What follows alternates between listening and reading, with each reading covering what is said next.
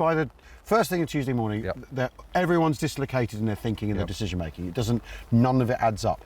And so 10 para go up this way. They're part of 4th Parachute Brigade, commanded by Shan Hackett. That's right, and they've arrived in the second lift, so 10 para are sent up here, right, to go to the Amsterdamsweg and to vector parallel to the Amsterdamsweg to cover 156's left flank as 156 go this way, this same axis, to move up to the Giantsweg, to get to Lichtenbeek, the high ground there, a place called Koppel just next to Lichtenbeek. Got it. Which is next to the supply drop zone. It's not beyond it, it's so that you're overlooking the supply drop zone. So even though 4th Parachute Brigade are deciding to move up that far, their ambitions do not include the supply drop zone that they need for 1500 hours that afternoon.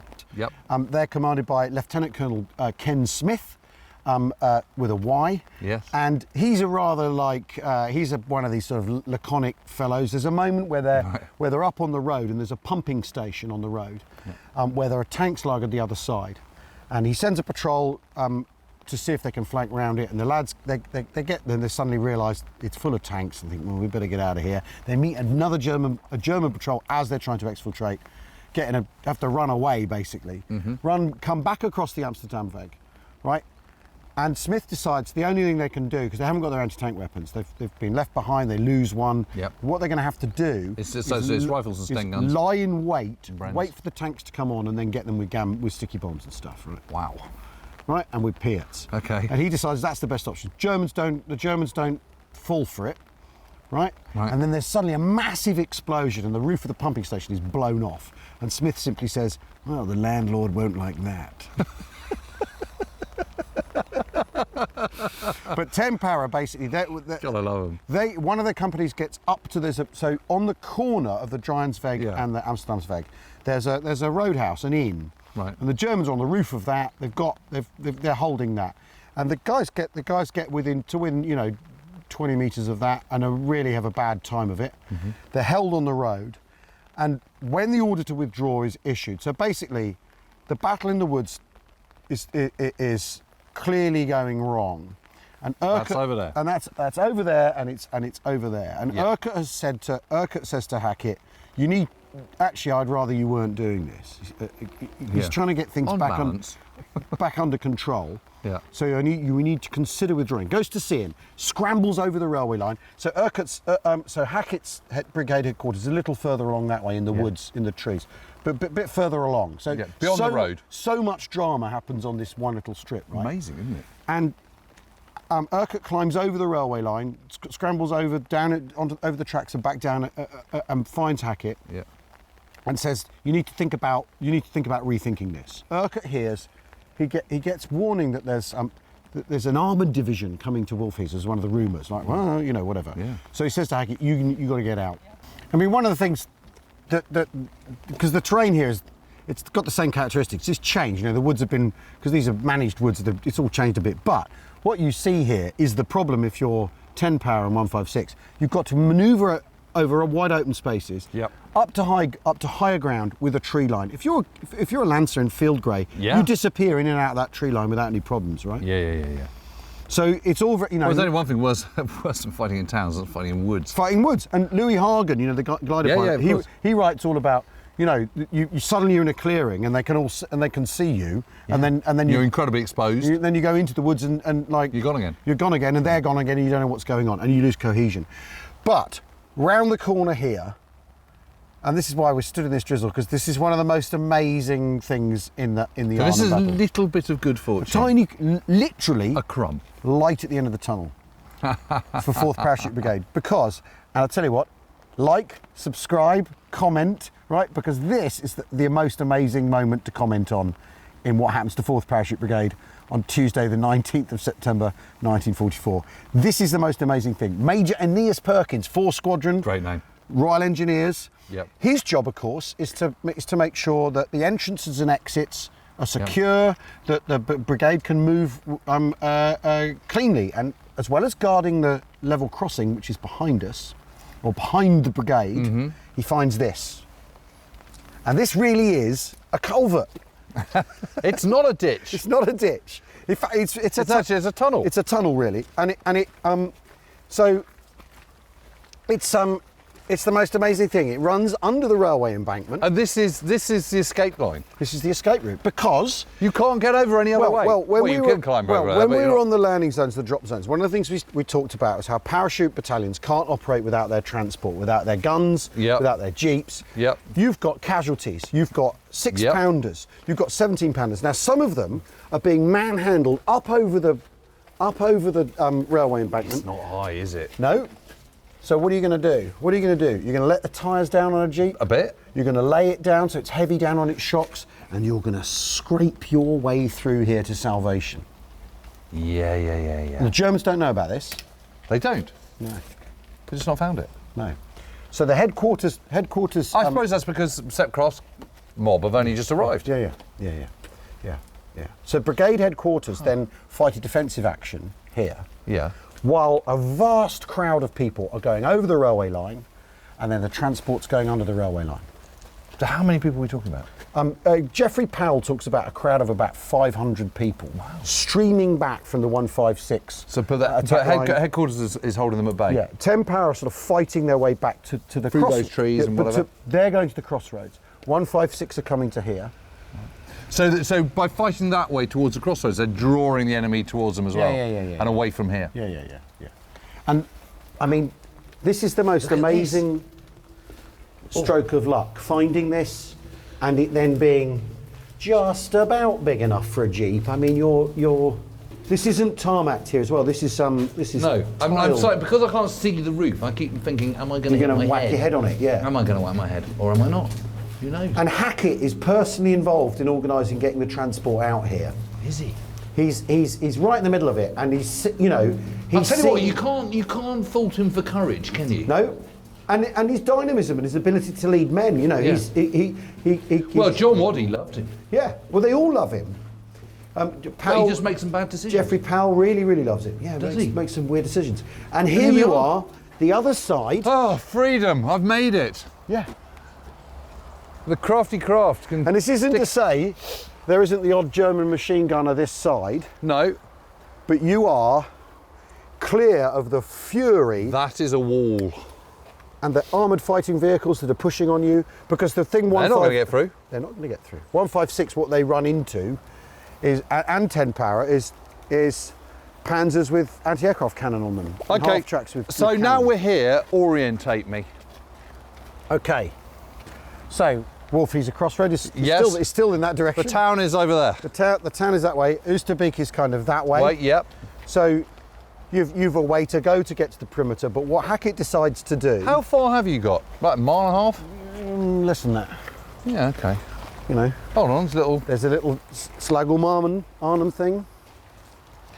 This is the largest culvert under the railway from Arnhem to Utrecht. Originally, it was intended for drainage of rainwater.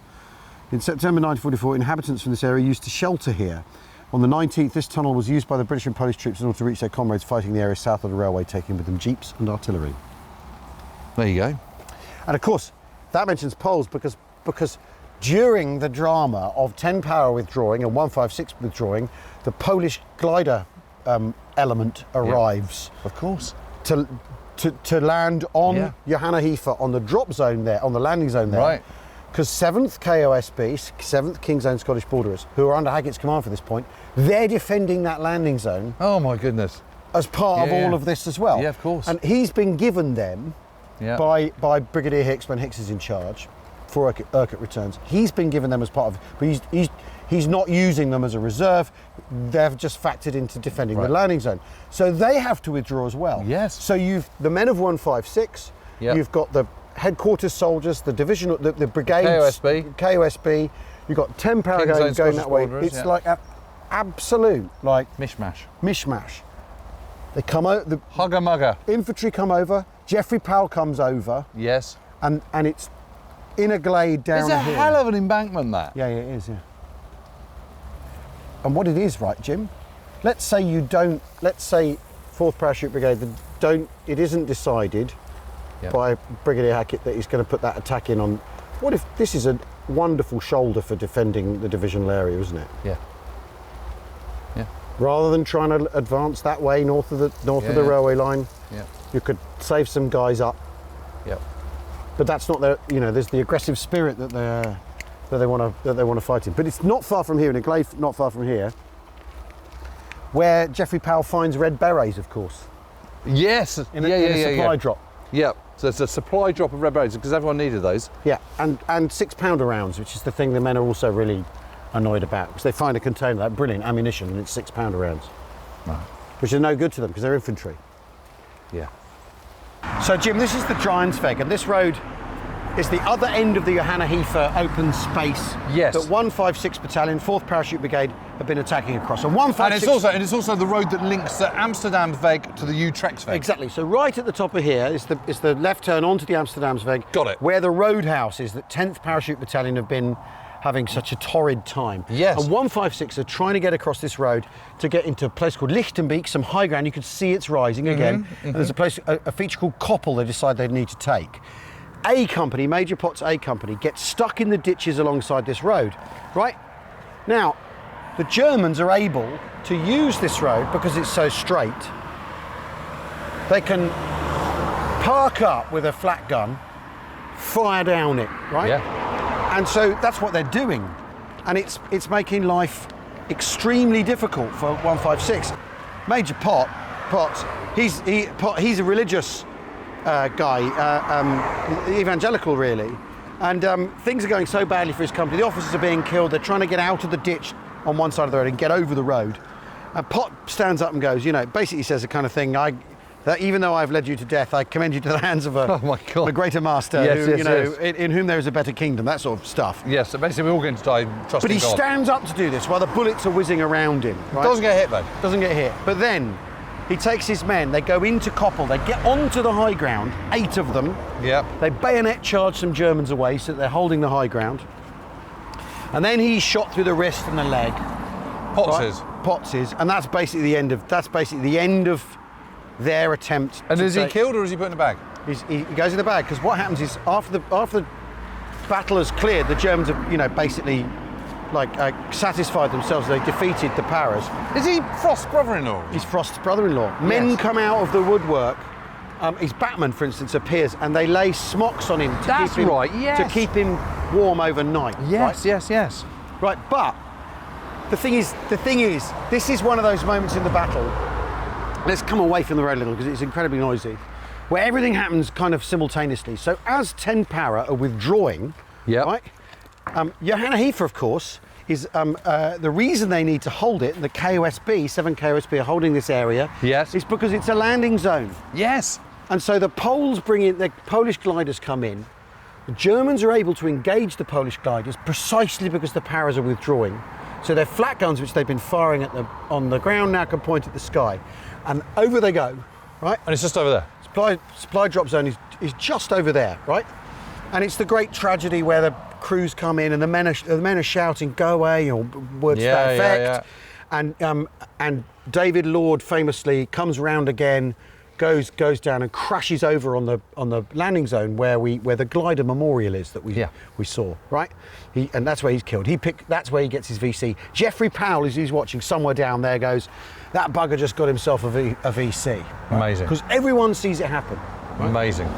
Hackett's headquarters is some way back in the tree line, running alongside the railway line, because the railway line again features so heavily in the topography of the battle. It's such a dividing line, isn't it? Yeah.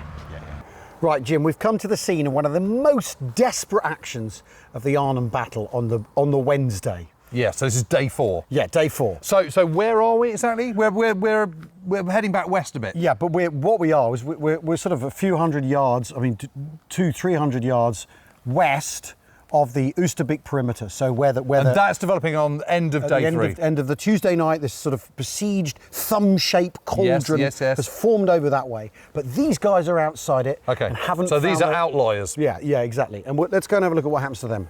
156 Parachute Battalion have come over the railway line and under the railway line, the culvert, from over there, right? Right. And they get going in the morning. They stop for the night. Hackett decides to stop for the night. I think for reasons of kind of coherence, right? Right, but it's a bad decision. It's a bad decision because the Germans then take the night to reorganise and bring more tanks up, and they know where the British are likely to be, and they're put under real pressure from 06:15 hours according to the diary. And that's just over. So where are they? Just over there. Kind of a mile that way, and they're under real pressure. But in woods? In woods, like this, just like this. So it's an extension of this wood, effectively. Yeah, and they're under real pressure. Yep.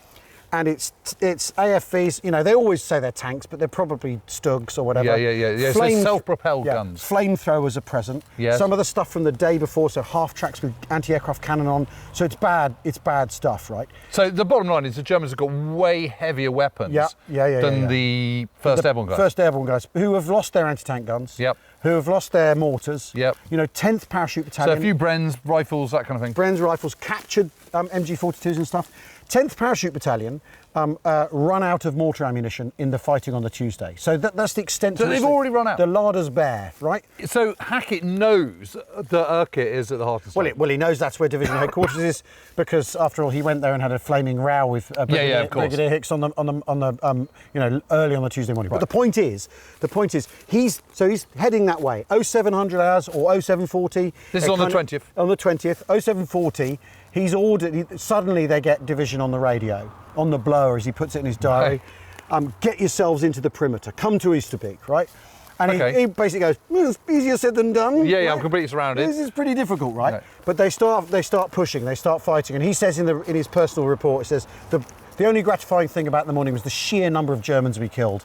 5 to 1 in terms of you know. Okay. So this is again characteristic is the Germans aren't using their best people and do not care about casualties. No. But they're still affecting what First Airborne can do. Anyway, they push in this way. Lieutenant Colonel DeVos, the commanding officer of 156, he's up against a tree, been shot or mortared or whatever. Yeah. And he's dying, and he says to us... So he's mortally wounded? Yeah, so Sergeant comes to him and says, what should I do, sir? And he goes, the enemy that way, go forward, go to the... Leave me, right? It's not seen again. And at this point, Geoffrey Powell, who's the company commander of C Company of 156 battalion, and he's a great bloke. He writes a really fantastic memoir that I would recommend to anyone. He gets a platoon together of his guys, roughly. Yep. And he thinks... So 35 men? 35 men. He thinks, well, we can die here, or we can die... This is a mile away. Mile away. We can die trying to escape. So they do like a screaming bayonet charge and fight their way through the woods and find themselves in here, in this hollow here, with Brigadier Hackett, 150 guys from 156 Para and elements of Brigade HQ. Yeah. 20 German prisoners, and they're in this hollow, down in here. So this is Hackett's Hollow? This is Hackett's Hollow. They're down in here for 8 hours, Jim. Oh my God. 8 hours, surrounded by the enemy. Look at it, but it's tiny. It's tiny. So what are we looking at? We're looking at from kind of the lip there to lip there. It's probably like 60 yards, well, that's 50 yards. That's the defensible bit, isn't it? And they are surrounded. They are... How many men? 150? 150 with 20 prisoners, German prisoners. And that's it for the brigade? That's what's left of 156 Battalion. 10th Parachute Battalion, who they never managed to link up with, have already got into the perimeter. Hackett's here, and he's with a German Mauser rifle with a K98. Yeah, right, because that's how desperate things are. They come to the end of the day, about 5 o'clock, and he says, well, what should we do? Yeah. And they decide to run, because it's only like 250 metres. Is that all it is? To the perimeter. What, for that way? That way. So he says, well, I mean, literally, sod this for a game of soldiers. Yeah, yeah. And they gather themselves up, they fix bayonets, they get the ammunition they've got, and they run screaming, charging that way, over into Oosterbeek. Firing from the hip. Firing from the hip. Blood-curdling cries. And I think Powell describes a German looking far more frightened than I was as I run towards him, and, you know. Yeah, yeah. People going berserk. And, yeah, exactly. That is pretty terrible. And they get into the perimeter, and amazing. Yeah, exactly. And then are told, all right, take up positions in the morning, rest for the night. Hackett's told to rest by General Urquhart, by Major General Urquhart. Get some rest, and tomorrow we start again. But here it is, Hackett's Hollow. This is where 156 Parachute Battalion, 4th Parachute Brigade headquarters are engaged in the most desperate day-long stand. 8 hours. 8 hours in here. 8 hours in here, and then they break out. And the thing is, you think, You think the guts required for that after the 2 to 3 days they've had, you know. No sleep. They arrive on Monday, Yeah. brigade smashed to pieces on Tuesday, by Tuesday, 3 o'clock Tuesday afternoon. And then they're in here, what's left of that battalion's in here all day. It's been a hell of a 48 hours. I know, hasn't it? I mean, dear God. Crikey. But off they go out this way. Yeah. Into the perimeter, and the perimeter is over this way. This is no less scary than going over the top in the First World War, is it? Yeah. It's the same thing. And well, and it's less organised than going over the top of the First World War, because First World War, you go over the top after a rolling barrage, you've got machine guns dishing out fire and support. I mean, this is shit or bust stuff, right? Right. Yeah. I mean, can you imagine having done 8 hours in there? I mean, that's its own little cauldron, isn't it? Yeah.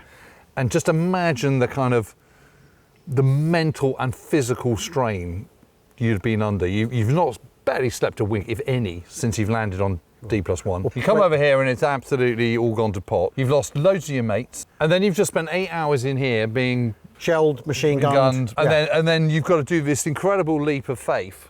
Put the fixer bayonet and just go for it. Yeah. And you've got to do this kind of run of death over to the Oosterbeek perimeter, which, let's face it, is also in a pretty desperate state by day 4 anyway. Yeah.